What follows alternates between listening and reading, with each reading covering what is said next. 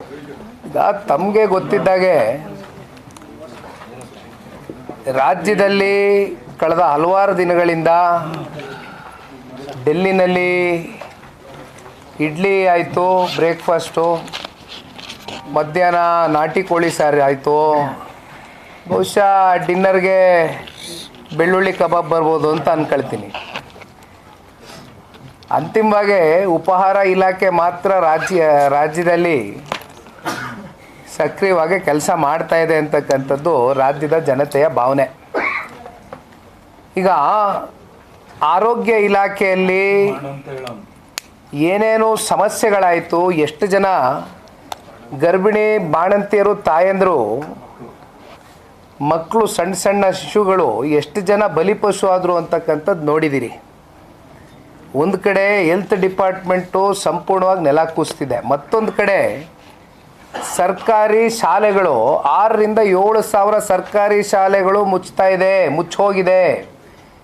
ಮತ್ತು ಶಿಕ್ಷಕರ ನೇಮಕಾತಿ ಏನಾಗಬೇಕಾಗಿತ್ತು, ಹತ್ತತ್ರ 20,000 to 25,000 ಶಿಕ್ಷಕರ ನೇಮಕಾತಿ ಇಲ್ಲಿವರೆಗೂ ಕೂಡ ಆಗಿಲ್ಲ.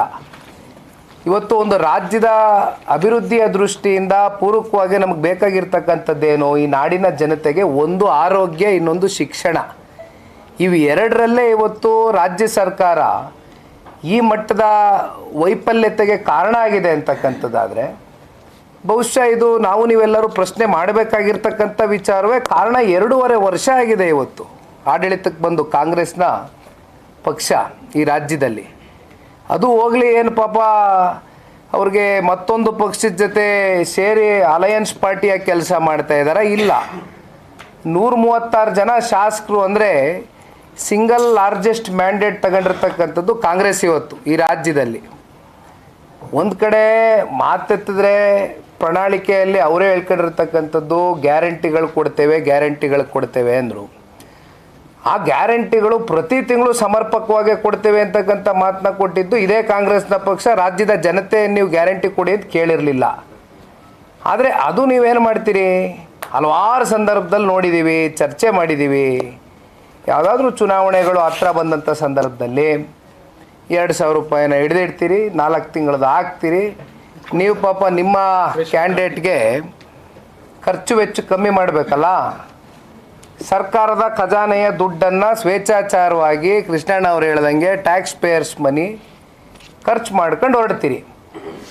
ಬಟ್ ಅಲ್ಟಿಮೇಟ್ಲಿ ಇವತ್ತು ಬೆಂಗಳೂರು ನಗರದ ಸಮಸ್ಯೆಗಳು ಎಷ್ಟು ದೊಡ್ಡ ಮಟ್ಟದಲ್ಲಿ ಕಾಣ್ತಾ ಇದೆ ಅಂತಕ್ಕಂಥದ್ದು ನೋಡಿದ್ದೇವೆ. ಸ್ವತಃ BBMP ಕಡೆಯಿಂದನೇ ಕನ್ಫರ್ಮೇಷನ್ಸ್ ಕೊಟ್ಟರು. 10,000 to 15,000 ಗುಂಡಿಗಳನ್ನ ಮುಚ್ಚಲಿಕ್ಕೆ ಈ ಸರ್ಕಾರಕ್ಕೆ ಯೋಗ್ಯತೆ ಇಲ್ಲ.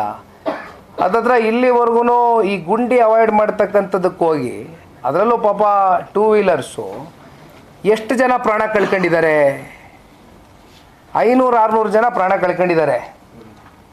ಇದಕ್ಕೆ ಹೊಣೆಗಾರಿಕೆ ತಗೊಳ್ಬೇಕಾಗಿರ್ತಕ್ಕಂಥವ್ರು ಯಾರು? ರಾಜ್ಯ ಸರ್ಕಾರ. ಇವತ್ತು ಬೆಂಗಳೂರು ನಗರದಿಂದ ನಿಮಗೆ ಇಷ್ಟು ದೊಡ್ಡ ಮಟ್ಟದಲ್ಲಿ ಹಣ ಉತ್ಪಾದನೆ ಆಗಬೇಕಾದ್ರೆ, ಇಷ್ಟು ಟ್ಯಾಕ್ಸೇಷನ್ನ ಕಲೆಕ್ಟ್ ಮಾಡಿ, ಇಷ್ಟು ರಿಸೋರ್ಸ್ಫುಲ್ ಇರ್ತಕ್ಕಂಥ ಈ ಒಂದು ಬೆಂಗಳೂರು ನಗರದಲ್ಲಿ, ಅದರಲ್ಲೂ ಔಟರ್ ರಿಂಗ್ ರೋಡಲ್ಲಿ ಅದತ್ರ ವರ್ಷಕ್ಕೆ 850 ಕೋಟಿ ರೂಪಾಯಿ ಆದಾಯ ಕಲೆಕ್ಟ್ ಮಾಡ್ತಾರೆ ಇವತ್ತು ಸರ್ಕಾರ. ನಿಮಗೆ ಗೊತ್ತಿದೆ, ನಾನೊಂದು ಪ್ರೆಸ್ ಮೀಟ್ ಮಾಡಿದೆ, ಬ್ಲ್ಯಾಕ್ ಬಕ್ ಕಂಪ್ನಿ CEO ಅವರ ಅಸಹಾಯಕತೆಯನ್ನು ಹೊರಗಡೆ ಹಾಕಿದ್ರು.